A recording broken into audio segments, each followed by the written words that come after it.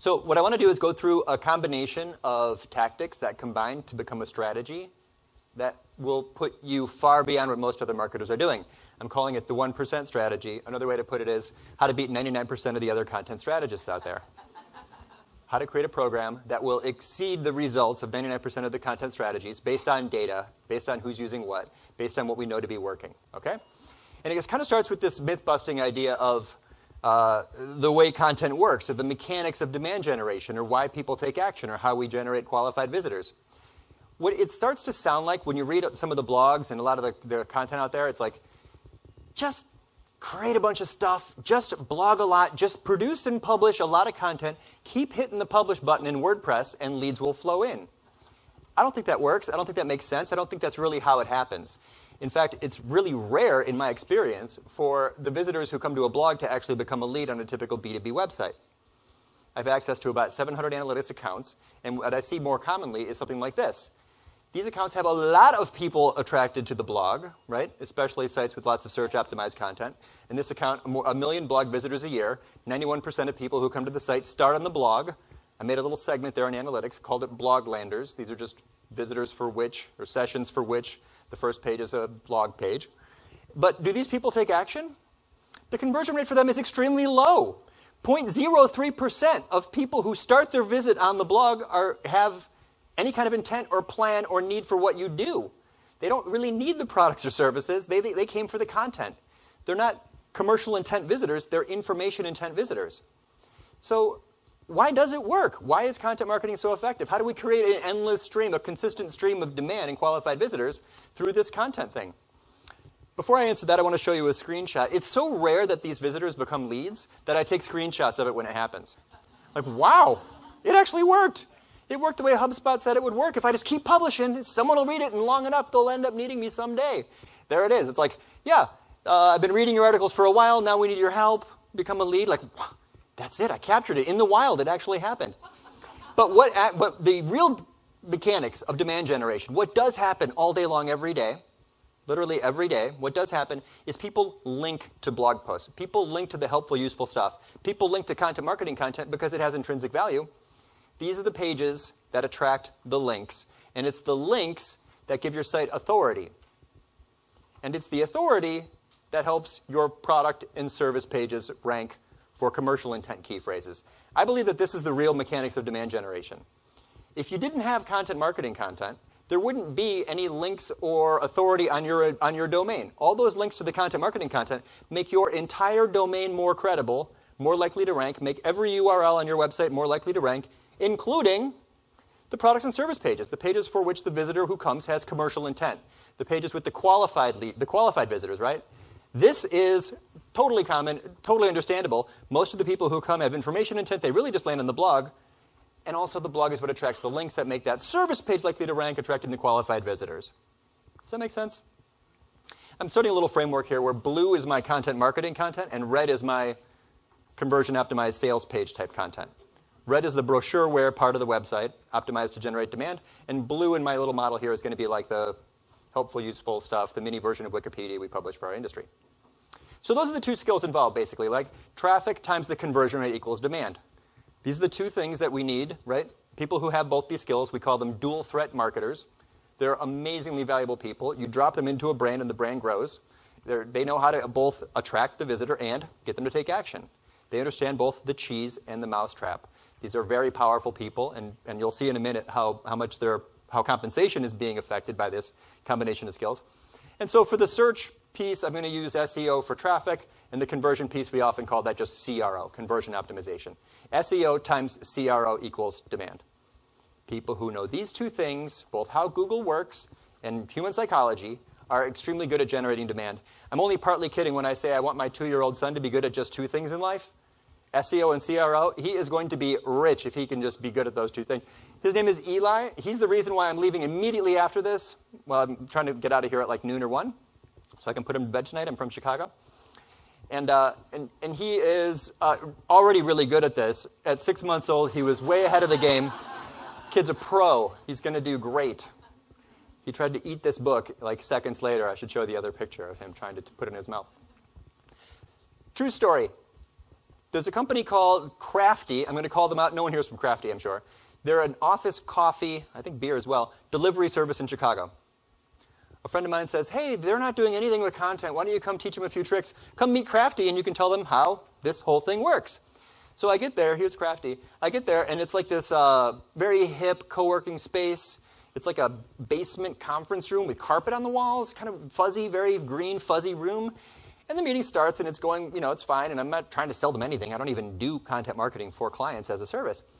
And 10 minutes late, the CEO walks in, sits right across from me, totally skeptical, arms crossed. I don't believe in this stuff. This will never work.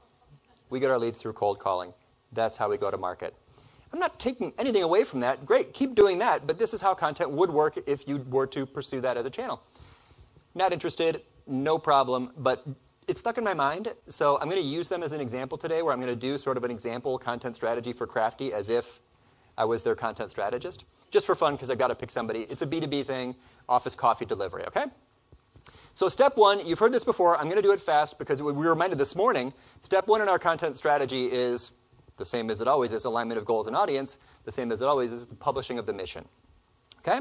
So we're going to go quick. This is mine. We are where? Who? Digital marketers.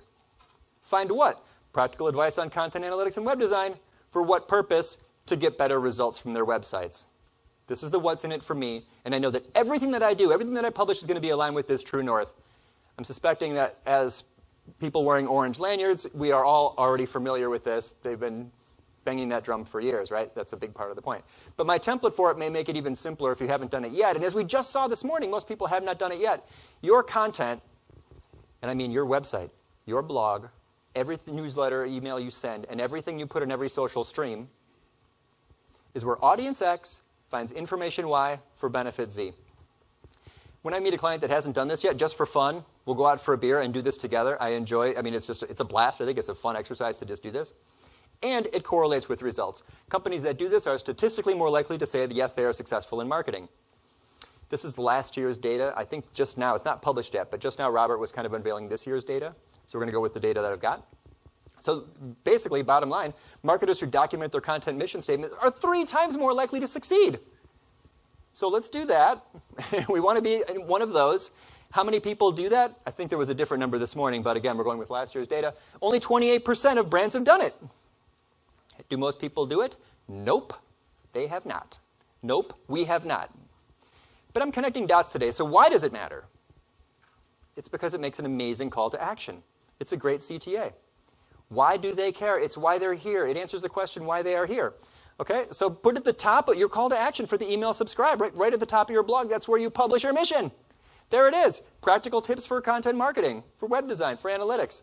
It answers the question that every visitor has as soon as they land on any website, why am I here? We have to answer the question, why are you here? That's what everyone wonders the minute they land on any web page. Am I in the right place? Right? So the answer is explicit. The answer is specific. It tells them why they're here. Okay? Last week I was speaking at the Unbounce conference in Vancouver. They have an amazing content mission statement / call to action. And it is where, what does it say? It's where you get the latest conversion tips delivered straight to your inbox to crush your next online marketing campaign. Why are you here? To crush your next online marketing campaign. Publish it.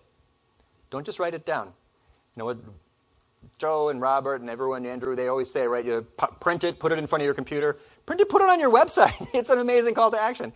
If you have anywhere that you do it, right? In your footer, who here has an email sign-up form? We all do. Who has one in their footer? Most sites do. Do you publish your mission in the footer? Nope. Most sites don't. You see this? I see this too often. That is not a call to action. I call that the last-minute whisper. You are not really trying. You're not in the game. That doesn't make any sense. You're not giving them the reason to care. Why should they care? You have to tell them, what's in it for me? That's the answer to every visitor to every web page, right? What's in it for me? Another place where I think this is very useful to publish is in a social media profile. Why would they follow you? Now, I hope none of these people are in the room, but I'm going to call this out. I just took a screenshot of some recent followers. Why would you follow any of these people? Dr. Ina is a marketing manager. Okay, so we know what she does. Tariq didn't even finish his profile. Not really trying. Seema is a unicorn. If I care about unicorns today, I might click the follow button on there. Publish a mini version of your mission in your social bios and watch your following grow. publish it in your email CTAs, and watch your email list grow. This is the what's in it for me, right? We have to tell them why they care. So again, I'm the content strategist for Crafty. I'm going to make up a mission statement. I'm just totally making all this up. They don't even know that I talk about them. No one cares, right? Please don't tweet at Crafty. If they're even on social media, I have no idea. It doesn't matter. I could have used anybody. I actually made a version of this where I made a fake brand, but I think it's more fun to just, I like their logo better than the fake one I had. So they are where who? Who am I talking to? Niche down, specificity, office managers. They make decisions about office coffee, right? We're office managers. They find what? Fun tips for the workplace, employee benefits. Why should they care? What's in it for me, right? Why should they care? They want a happier, more productive team. Done. That's the why. That's the what's in it for me. Practical workplace tips, okay? Next I'm going to go, okay, I have audience X. I'm going to go information Y, my content strategy, then goes to the topics. What topic should I be publishing? I use an incredible tool. It's a free tool that tells you exactly what your audience wants. It's called google.com. I type into Google office, what did I use here? Office kitchen. What do people care about related to office kitchens? Kaboom! A list of all these topics that I could publish tomorrow, maybe rank for next week. Office kitchen etiquette signs, supplies list, cabinets, furniture, organization, right? Now, if I type the next letter of the alphabet, I'll see more office kitchen topics. Long and slow and boring to do that 26 times, so I'm going to go to keywordtool.io, which recommends for me 202 office kitchen related topics. These are things that I could publish that my audience cares about. Very useful. Also, here's a tool you've probably heard of, Answer the Public by now. This is like, I hear this all the time now. Answer the Public is a way to reverse engineer demand for topics by scraping the internet for every question related to anything that you type in. So what do people care about related to office coffee? Here's the top 15 office coffee tips. That circular thing is cool and looks nice in a PowerPoint deck, but it's not very practical after a minute or two, so you switch quickly to the list view. Is office coffee tax deductible? Okay, I don't know anything about this topic, but I know exactly what my audience wants already. It's telling me, right? How to make office coffee taste better, what's the best coffee machine. They get the idea. Quora.com is also an amazing source of topics. I'm going to go to Quora. What does my audience want? Related to office parties. Boom. What can I wear to the office party? Funny office party awards. These are definitely going to go into my content strategy, right? This is what my audience cares about. I can see I just, again, reverse engineering demand on the internet. And some of these things are going to be detailed posts. Some of these things are going to be kind of list posts. And I believe that every topic in the universe is organized in a giant fractal. And you can zoom in or zoom out and get great content at any depth, any focal depth, right? So for that list post that might work great in social, right? 10 office perks. Zoom in, awesome office kitchens. Right? Do you do this? You can imagine, right, how you get closer, kind of works on social, works in search. Is beer at work a dumb idea? I think we can answer that. It makes sense. So the very detailed thing versus the high-level thing, this content is kind of writing itself. It's starting to take shape. Now, there is one format for content that will crush all others, and it is original research. Anyone here publishing original research yet? A few. Not bad. Not bad. That was maybe 1 in 5 of you, probably about accurate, maybe even fewer here than on average. So it's not really true that good content is good and bad content is bad. What's really true is that good content is amazing and bad content is literally useless. It has 0 value. Most content published has virtually 0 value. This is discovered by Steve Rayson when he did this analysis for Buzzsumo, analyzing 1 million articles. And he found that most content gets 75% of articles nobody ever links to. We'll call that 0 value in search. And 50% of content nobody shares. There are 2 or fewer Facebook interactions. Let's just round that down to 0. If you've got 2 Facebook interactions, isn't that like the author and the editor? Or like the blogger and their mom? That is basically 0 value in search, right? So basically, most content gets nothing. Look, that is the scariest hockey stick curve in all of digital. We've got a problem. Our job is to stay on as far to the right as we can, right? So there's 2 things that buck that trend. One is original research, and the other is strong opinion. I'm paraphrasing Steve here. If you want to create content that achieves both a high level of shares and links, you should concentrate on original research or strong opinion.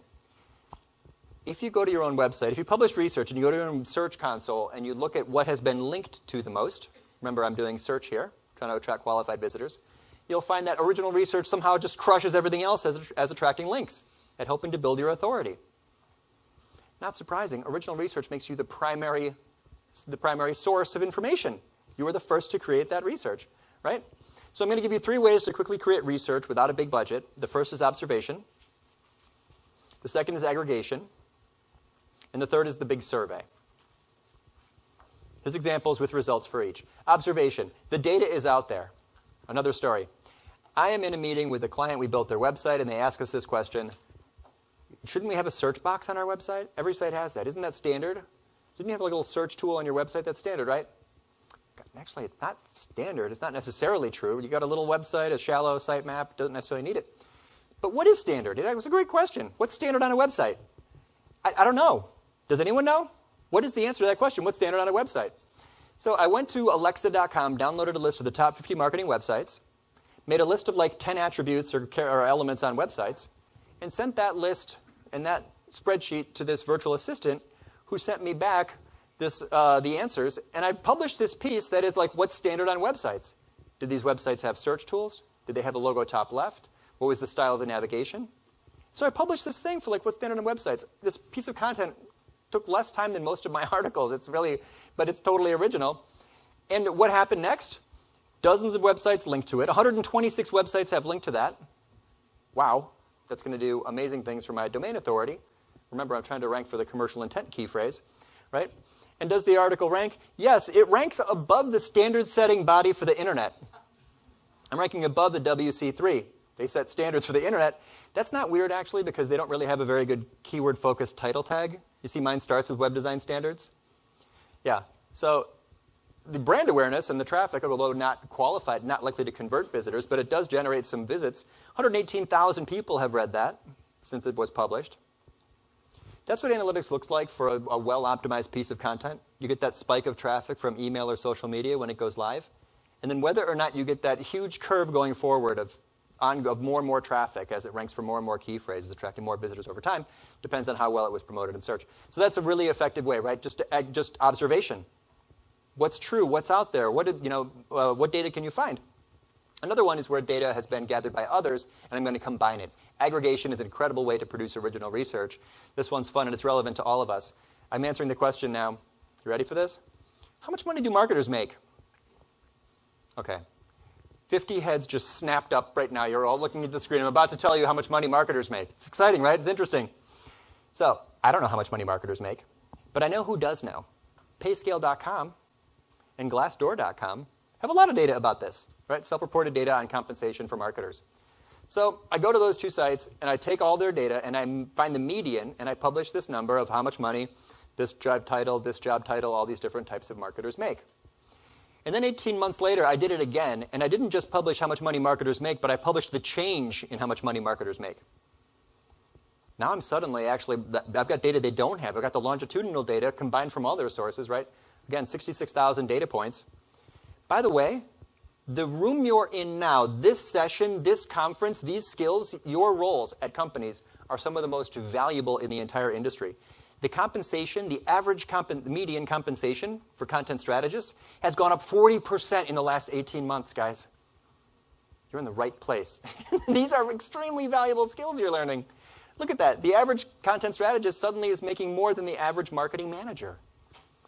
This is there's a lot of demand for the stuff that we're talking about right now, right here, right where we are. This is very exciting. I think it's really interesting. And the data was not that hard to produce, again, right? This was like a little spreadsheet. I'm bad at math. My wife helped me. I'm not sure how to calculate a median, but she knows, so she figured it out. And the chart, a designer threw this together. And then people pick it up, right? It's kind of like news. You created a little bit of news. So first of all, the email kills it, because when you send an email saying how much money do people make, everyone clicks on that email. This is your campaign report in Google Analytics, and that one is always a big spike. Both times I published it, it kind of outperformed the others.